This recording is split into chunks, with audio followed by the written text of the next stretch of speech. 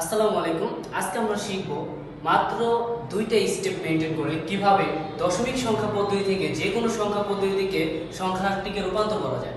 সেজন্য আমরা প্রথম যেই পদ্ধতিটা নিয়েছি বা প্রথম যে ধাপটি আছে সেটা হচ্ছে সংখ্যাটিকে টার্গেট সংখ্যা বলতে আপনাকে কোন সংখ্যায় নিতে বলছে, অর্থাৎ কোন সংখ্যা আপনি নেবেন সেই টার্গেট সংখ্যার বেস দিয়ে ভাগ করতে হবে। কি করতে হবে? বেস দিয়ে ভাগ করতে হবে। দুই নাম্বার কি? ভাগফলকে নিচে, ভাগফলকে কোথায়? নিচে, অর্থাৎ এটা ছিল আপনার ধরেন টার্গেট সংখ্যা, তো এটা বেস দিয়ে ভাগ করে ভাগফলটা নিচে এইখানটায়, এবং ভাগশেষকে কোথায় লিখতে হবে? ডানে লিখতে হবে। এবং নোট, একটা নোট হচ্ছে কি, প্রক্রিয়াটি ততক্ষণ চলবে যতক্ষণ না ভাগফল কি হয়? জিরো। অর্থাৎ এই ভাগফলটা আস্তে আস্তে যতক্ষণ না জিরো হবে ততক্ষণ পর্যন্ত কি এই প্রক্রিয়াটি আমাদের চালিয়ে যেতে হবে। তো আমি যদি দেখি এখানে এক নম্বর উদাহরণ আছে 1710, অর্থাৎ 17 ডেসিমাল। এটা বাইনারিতে কত হবে? তাহলে আমরা লিখি 17। কি বলেছে? সংখ্যাটিকে টার্গেট সংখ্যার বেস, টার্গেট সংখ্যা কত? বাইনারি সংখ্যা, বেস কত হবে? 2 দিয়ে ভাগ করতে হবে। তো 17কে যদি আমরা ভাগ করি তাহলে আমরা পাই, ভাগফল পাই হচ্ছে 8 এবং ভাগশেষ থাকে হচ্ছে 1, ভাগশেষ 1 থাকে। আবার ততক্ষণ করতে হবে, ততক্ষণ করতে হবে যতক্ষণ না জিরো হয়। যেহেতু এখানে আমাদের ভাগফল জিরো হয়নি তাই আমাদের করতে হবে, আবার করতে হবে। তাহলে আমরা 2 করি, তাহলে এবার কত পাই? 4 থাকে কত? ভাগশেষ 0।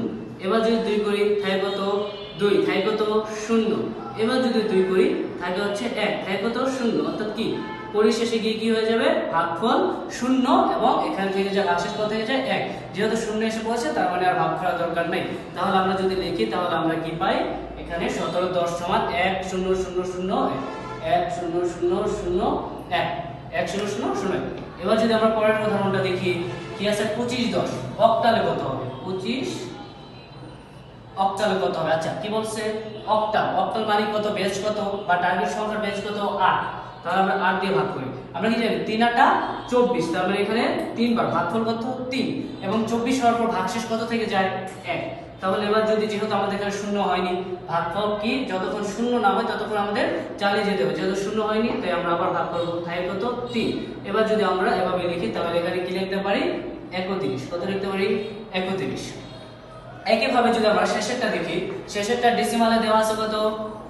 39। কত দেওয়া আছে? 39। আমাদের সব টার্গেট সংখ্যা কত? টার্গেট সংখ্যা হচ্ছে হেক্সাডেসিমাল।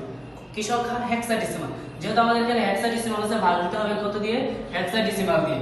আচ্ছা, এবার কি করব? 39 ভিতরে 16 কতবার যায়? উত্তর হচ্ছে 2 বার। 2 বার গেলে কত? 32 থাকে কত? 7। কত থাকে? 7। এবার দেখো, যেহেতু আমাদের জিরো হয় নাই তাই আমরা কি করব? আবার এটাকে চালিয়ে যাব। 16। এবার থাকে কত? 0 এবং 2, 0 এবং 2।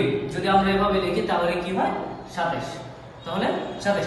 এবার যদি তোমাকে এমন বলতো যে আমরা তো, আমাদের কাছে সুপরিচিত সংখ্যা পদ্ধতি কয়টি? 4টি। একটা হচ্ছে 10, একটা হচ্ছে 2, একটা হচ্ছে 8, একটা হচ্ছে 16। তোমাকে যদি এরকম বলতো যে আচ্ছা 10 না আমরা 12 নিই, 12 10 ডেসিমালে হলে এটা 5, বেস 5 দিয়ে কত হবে? তাহলে আমরা একই পদ্ধতি করতাম। কি করতাম? টার্গেট সংখ্যায় কি করতাম? ভাগ দিতাম, 5 দিয়ে কি করব? ভাগ দিব। দেন এবার 5 12 ভিতরে কতবার যায়? 2 বার, থাকে কত? 2। এবার থাকে কত? 0, সরি, এবার 5 দিয়ে ভাগ দিলে থাকে কত? 0 2, অর্থাৎ কত হতো? 22। ওকে প্রিয় বন্ধুরা, এতটুকুই ছিল আজকের ভিডিও। আশা করি এই দুইটা স্টেপ ফলো করে আর এই নোটটাকে একটু মাথায় রেখে তোমরা খুব সহজেই ডেসিমাল সংখ্যা পদ্ধতি থেকে যে কোনো সংখ্যা পদ্ধতি থেকে সংখ্যাগুলোকে রূপান্তর করতে পারবে। আসসালামু আলাইকুম।